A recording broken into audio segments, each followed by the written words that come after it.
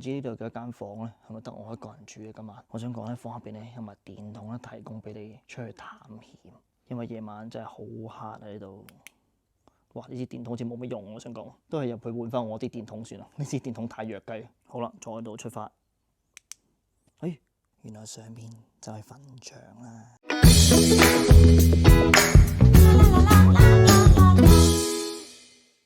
大家早晨，我係 AP 呢刻咧，我嘅體力同意志力咧已經去到谷底啦。不過咧，我意志力就超級強大，所以咧仲未死。哇！我想講咧，今日經歷嘅事情咧，真係可以出一本書啊！甚至乎咧，如果我拍咗我出發時候嘅影片咧，已經出到唔知30條片咁樣啦。因為咧中間經歷嘅嘢實在太多啦。咁啊，anyway 呢刻我講下我喺邊先。而家大家睇到我背景咧，係冇錯，乜都睇唔到嘅。我而家咧就喺呢個京都嘅北邊嘅攻略站出邊。咁啊，我要喺度轉車去呢個伊根町啊。因為咧，事緣咧上個禮拜我睇咗幅相，嗰幅相咧寫住咧入住京都寺廟怪聲難以進水，幸得子方詳細解說，原來一切都是自然之聲，咁啊非常之有趣，我覺得即係原來咧京都咧寺廟係可以俾人住，同晚上有啲怪聲嘅，所以咧我咧就即刻 book 晒酒店咧，準備出發去呢個地方啊！但係前往過程咧冇我想象中咁簡單咯，因為咧而家係下晝咧已經5:47啦，哇差唔多天黑啦！點解我仲喺呢個攻略站咧？攻略站搭巴士過去呢個伊根町都要成個鐘頭啊！話説咧我就10點起身啊，咁啊我諗住咧嚟嗰個嘅寺廟應該4個鐘左右到啦。咁我就食咗早餐啦，喺呢個河原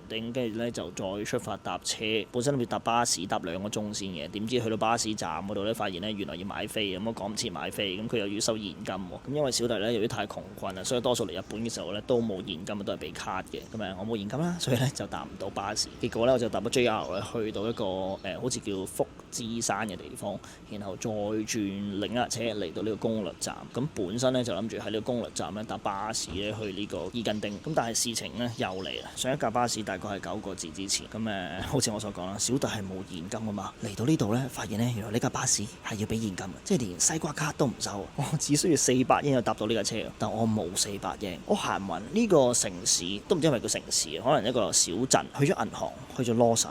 都係撳唔到錢，我不嬲都知道咧，其實應該要7撳，但係呢度冇7，咁啊咩方法都試晒，都係撳唔到呢400英，即係連架車都走埋，我都仲喺度。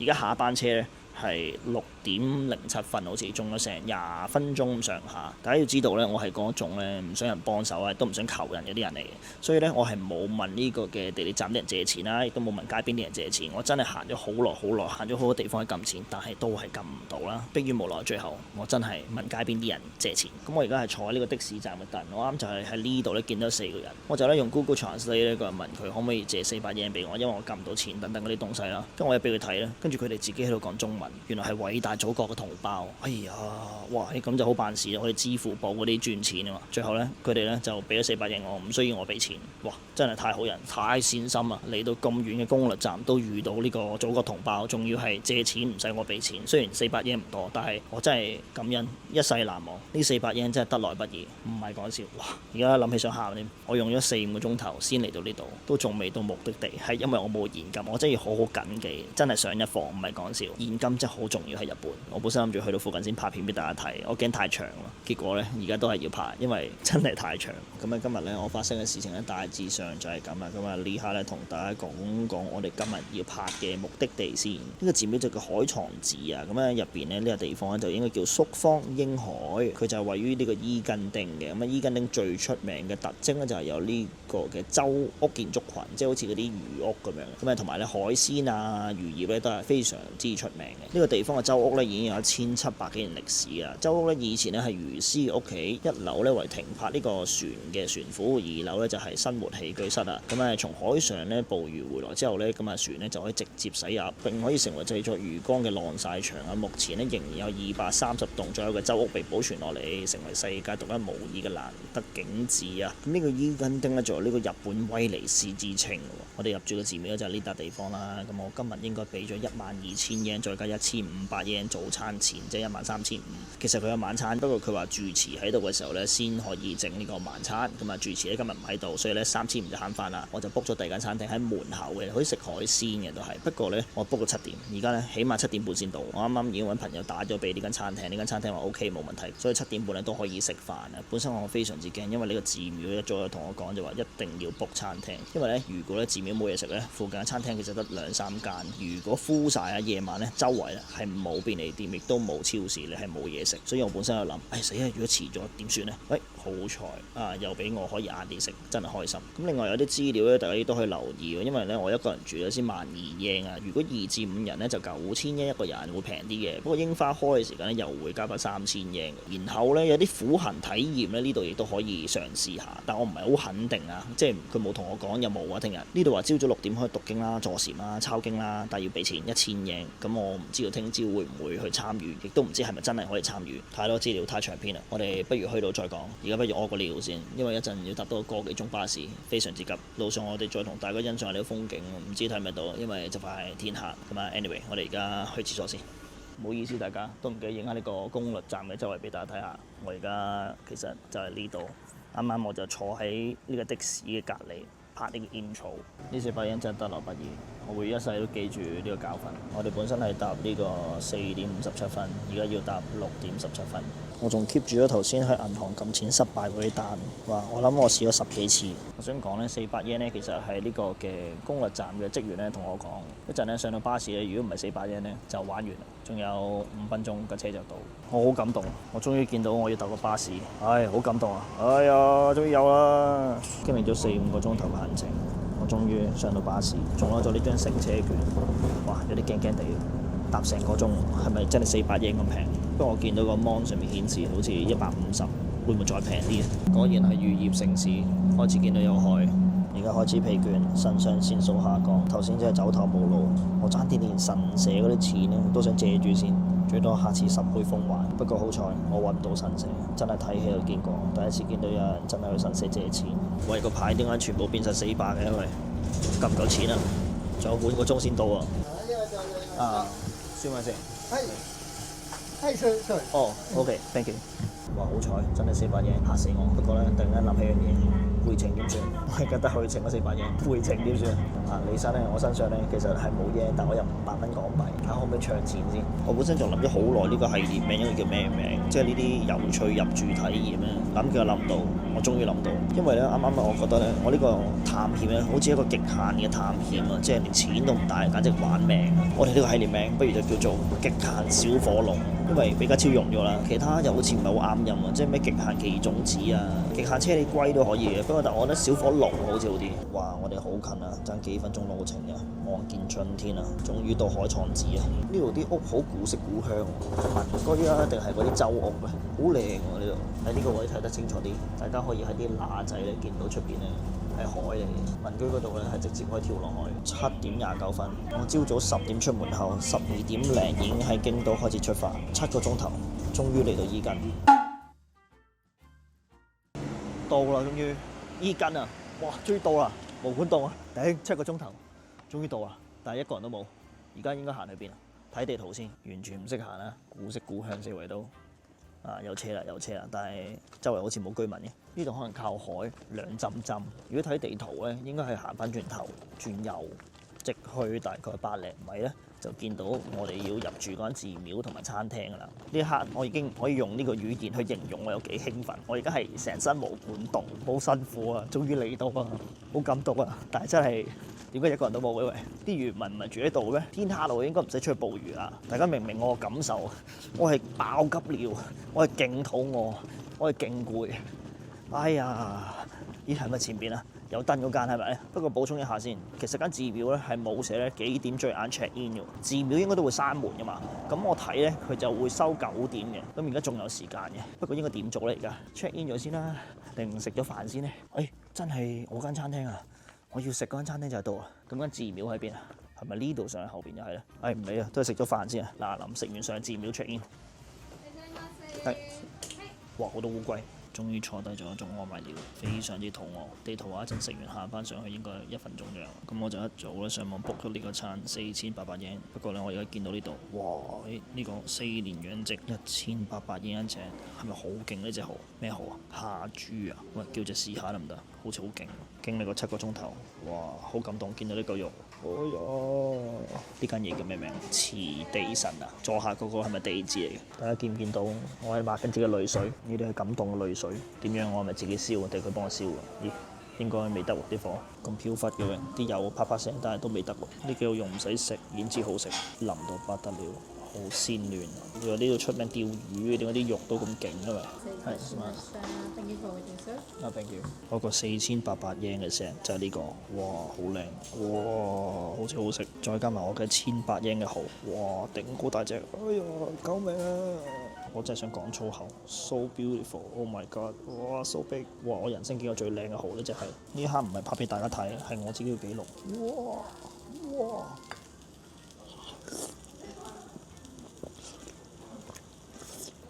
嚟多10隻，唔該，嚟多10隻，太鮮啦，哇完全爆晒海水嘅味道頂，哎呀1800 yen啊！呢餐飯比我想象中複雜，我本身諗住輕輕帶過，但係估唔到係咁精彩。呢個已經係最平嘅餐，我本身要求其食嘅啫。大家唔使客氣，我幫大家試下先。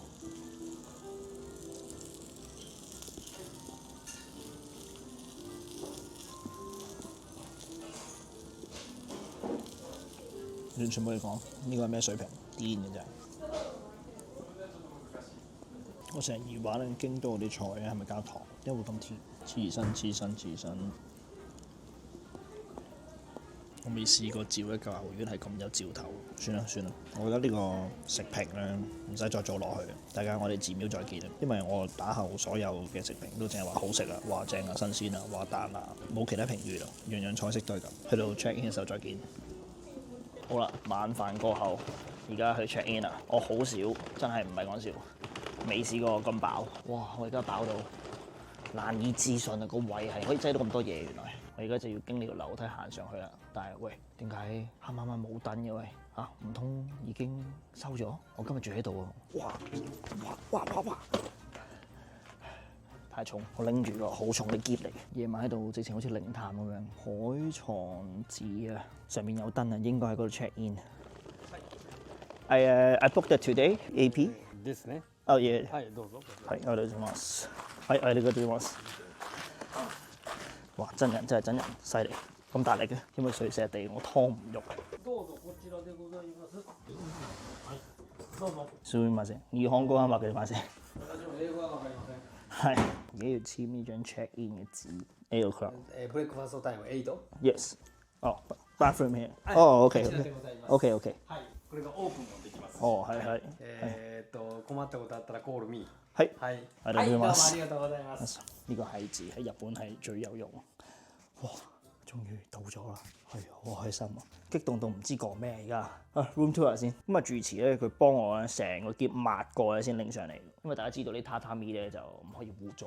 今日呢個就係我哋瞓嘅地方啦，同時間亦都係我哋嘅大廳。咁頭先住持咧講咗咧，呢度咧係有呢個日本茶同埋咖啡啊。呢個就應該係小食，跟住上面咧有啲掛耳包啊、茶葉等等，啲杯都勁靚咯。跟住呢個係咩？煩惱唔知乜。有雪糕有啤酒，咦話原來呢度都可以飲酒喎。呢個係煩惱之門喎，入邊係雪糕、雪條，跟住下邊雪櫃咧就咁多嘢飲啊！頂，總之唔使買嚟啦。我仲自己帶支大水嚟，跟住呢啲門開唔開得㗎咧？其實鎖咗。咁頭先阿住持咧就冇交代呢啲門啦，呢啲門咧應該唔開得。跟住又睇下我哋嘅廁所啦，廁所係點嘅咧？都幾長啊！跟住入到嚟就係一個好正常嘅嗰啲日本自動廁啦，然後咧再入去就沖涼房啦，應該。沖涼房就有浴缸，幾好喎！哇，個涼浸浸呢度，唔錯呢個沖涼房，一應俱全，仲有呢個咩嚟㗎？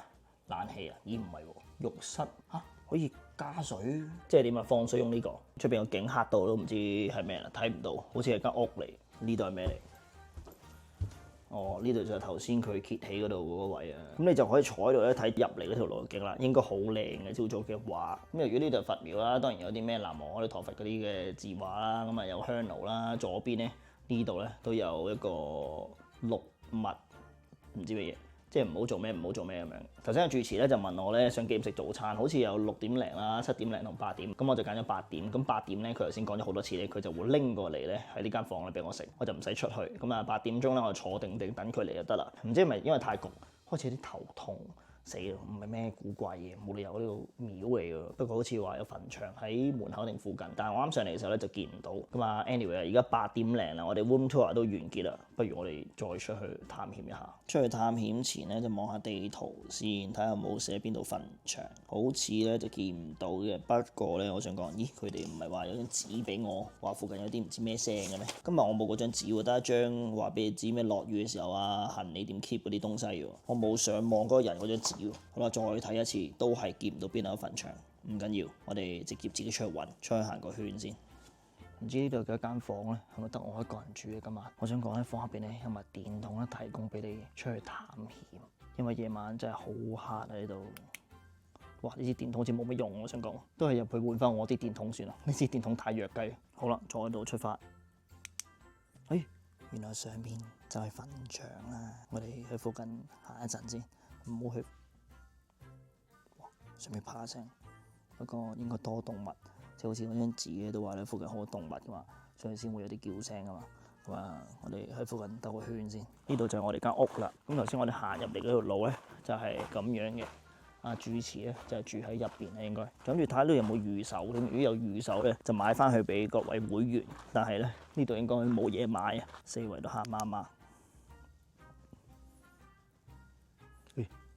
呢度都有條路上去。我哋頭先咧就喺度上嚟啦。呢個位應該係我哋頭先食嘢嘅餐廳後邊，跟住對面咧呢啲應該民居嚟嘅。不過咧右邊呢間屋咧有着燈，左邊咧就冇，應該冇人住嘅呢度。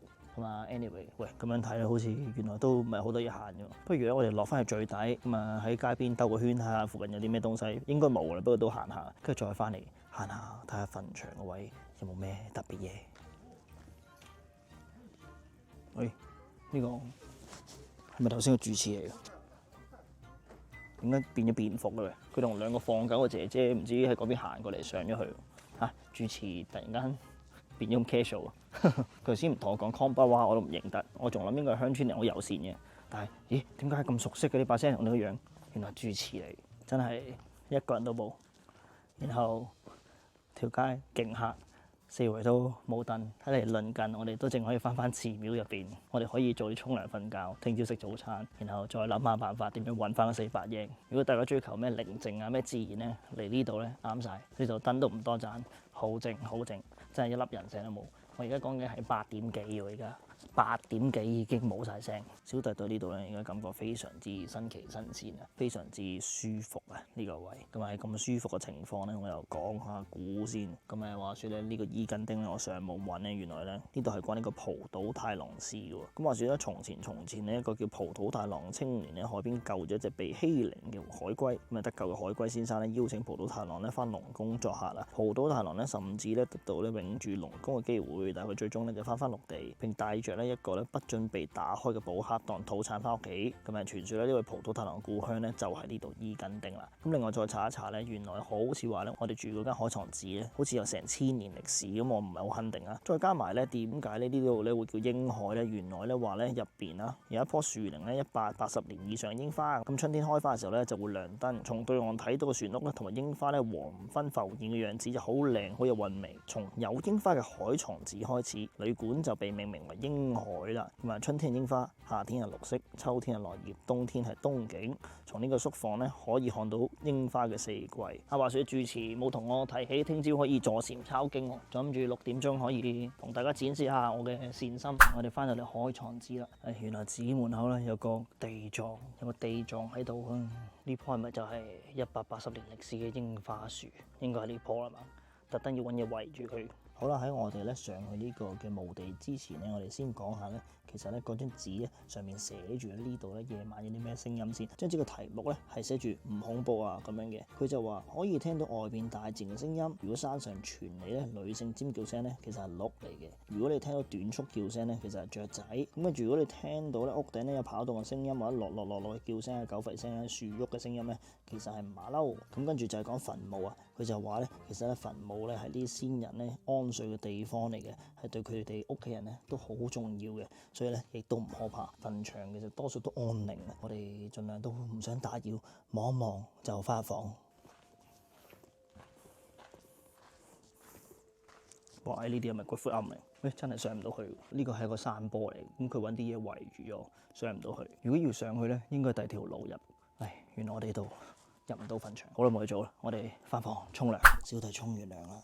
俾大家睇下深夜嘅房間係點樣。我而家熄咗好多燈啦，咁就都幾暗啊。其實有少少陰森嘅，如果夜晚嚟講。不過大家記住，呢度係寺廟，清靜之地，所以咧係冇咩古怪嘢嘅。頭先咧我都忍唔住咧，再翻去嗰個墳場望一望，睇下係咪真係上唔到去。結果上到去咧，發現咧其實理論上又唔可以話上唔到嘅，不過有啲麻煩咯，即係可能要行少少山坡啊，同埋呢幾日落雨咧，所以會比較跣。但係咧整體個墳場咧得幾個墓，好細好細，一望就完，所以都唔使點行。跟住同埋咧，我啱發現咗咧入邊咪有個好似熱水爐咁嘅東西嘅，原來係恆溫浴缸用嘅。呢度同一間高級和式旅館係完全冇分別。我第一次用恆溫浴缸。好啦 ，anyway， 而家都差唔多11點幾，挨近12點都嚟。聽朝就7點半起身，8點食早餐。咁我哋咧聽日咧食早餐再見，睇下聽日食啲咩齋菜咯。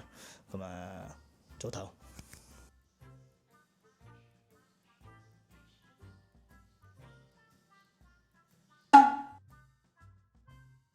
大家早晨，而家朝早7點52分，距離早餐仲有8分鐘。哇！琴晚咧非常寧靜，係一粒聲都冇，係一粒聲都冇啊！不過我都醒咗2、3次，雖然我有開冷氣，但我唔係開得好大，我係熱醒咗咯。咁我都瞓到覺嘅，係都舒服嘅。咁 anyway， 要俾大家睇我哋嘅日景到底係點樣先。出邊朝早而家係咁樣嘅，尋晚櫻花樹就黑蚊蚊啦。咁啊，今日大家睇得清楚啦，朝早就係咁嘅樣嘅。另一邊又係咩咧？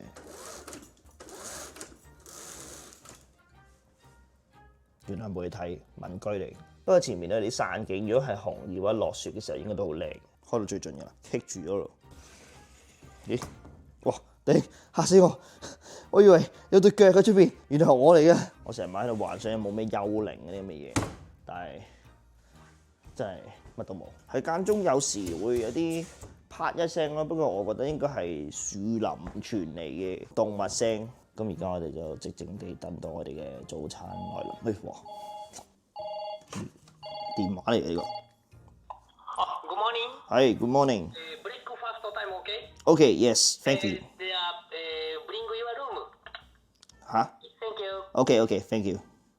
咁先進嘅電話，即係第一次見。我覺得呢度真係溫泉，如果又唔係溫泉咧，呢度係超級高級和式旅館。不過佢嘅恆溫浴缸已經好正，已經聽到主持嚟嗰啲水石聲，行過嚟好大聲。係，我係嗰個就係嘛。よろしければこちらもお使いください。こちらにライスが入っております。本日こちらはそばヌードルが入って、これ日本のピクルスになる。豆腐ソイソースとほうれん草のあえ物。こちらはおでんですね。はい、ありがとうござありいます。がとうございます。はい、よろしくお願いします。お願いします。ではお邪魔いたしました。失禮いたします。測試我哋日文水平。呢個頭先係飯嚟嘅，係咪？呢個係叫乜麵？係咪？呢個係唔記得咗，不過一睇就知係麵豉湯。豆腐唔好意思 ，sorry， 麵豉湯。有錯，全部都係齋菜。佢呢個早餐冇嘢飲喎，應該都係要我自己沖。齋菜好唔好食先呢度？香港有時都會特登俾幾百蚊去食齋菜，京都啲菜係勁甜，睇下呢粒蘿蔔係咪都係先。都幾甜。我好中意食蕎麥麵，試下蕎麥麵好唔好食？如果唔係餐廳，以寺廟嚟講，話呢個蕎麥麵都好好食，彈牙，好爽口。黐線，一定受過呢個佛祖嘅加持，好爽口呢個竹筍。話呢個芝麻菜好清新，好酸，不過但係芝麻好香，幾得意，好似咩味都有咁樣，甜、酸、苦同辣得我自己身入邊有，呢粒我自己好食。呢個素食早餐俾你睇落去好食10倍，唔係講笑。咁 anyway 食完咧，我帶你出去再兜個圈，睇下朝早同夜晚有咩分別。日頭睇呢個墳場係非常之和平莊嚴，非常舒適嘅天氣，太陽好曬，不過咧就涼浸浸，都幾大風。跟住我想講咧，頭先食嘢咧後段咧我冇錄到嘛，我想講嗰啲醃菜啊，佢嗰啲爽脆度咧係喺呢度咬咧，喺大阪都聽到，好脆，好誇張，我都嚇親啦係。跟住咧佢個豆腐上面咧有劈薑蓉，嗰劈薑蓉咧你覺得好似係飲緊一支薑汁咁樣，好黐線。呢啲嘢食點解可以咁鮮味？係咪新鮮嘅定義就咁樣？好誇張嘅黐線。今日入邊開咗門，係咪好多人住？我見入邊好多對鞋。咁點解唯獨是係我一個人住喺後邊呢間屋嘅？即係其他人住喺入邊。藍天白雲嘅朝早，出邊仲可以見到閃靈靈嘅海，古色古香嘅街道。日頭睇呢條路咧都係截然不同，哇，都係好靚。一個街磚，一個石頭，一塊地板都勁靚。深夜嘅街道已經變成都係冇人嘅街道，朝早都係冇人。嚇，搞錯啊！有人養喎，唔係親人嘅咩？點搞法？而家朝早間餐廳都係未開喎，仲諗住可以飲杯咖啡，好似冇地方去喎，都係。我哋係咪要翻房啦？夜晚翻房，朝早都係要翻房。呢度朝早同夜晚都一模一樣，都係咁靜，同埋都係冇人嘅。誒，係咪唔走？哎呀，傷心！你啲貓都唔中意人，定係唔中意我咧？哇！哇！呢啲咩啊？水曱甴嚟㗎！哇！咁多嘅喂！哇！行唔到前去喎，成地都係水曱甴喎。不過唔緊要，我哋喺呢度睇。嗱，呢啲咧就係嗰啲咩洲屋啦。咁啊出邊咧就貼住海，啲水都好清。好啦，要走啦，太多水曱甴啦。趁佢未上我身，快啲走。我哋翻房靜思下先。啊，係我想講咧，今朝早咧6點其實我都醒咗，我聽到咧嘣嘣嘣嘣嘣嘣聲，應該係佢哋烤木魚啊，好準時喎真係，6點鐘即刻嘣嘣聲。咁啊，anyway 啦，住宿體驗咧，大家都睇到非常之好啊。不過你問我咧，如果住呢個嘅寺廟同埋平時嗰啲和式旅館有冇咩太大分別咧？我覺得今日嘅分別好似就唔係好大，可能我冇參與嗰啲咩打坐啊、誦經啊、烤木魚嗰啲活動，所以就係咯，感覺唔到太大分別。咁同埋其實你呢度交通咧冇大家想象咁複雜，係我因為冇現金啊先搞到咁樣。本身其實搭一程巴士啊，再轉一程唔知咩車咧，就已經到呢度啦，非常之特別嘅體驗啊！齋菜都超級好食。anyway， 小弟可能而家就休養一陣先，因為出去兜個圈咧已經係飆晒汗，可能再浸多次浴都唔出奇。有咩嘢就留言問我，係關於呢度啊、交通啊、全部嘢咩都好。好，今日呢個極限小火龍就係咁啦。如果大家中意條片嘅訂閱、like、share、留言、follow 翻呢個 Instagram、Facebook 加埋呢個 Patreon、join 埋呢個會員商品證明產品咧，就 Max 想睇呢靈異頻道 AP 人生，仲有加埋我同 KBB 嘅廣播專區。Thank you，大家，拜拜。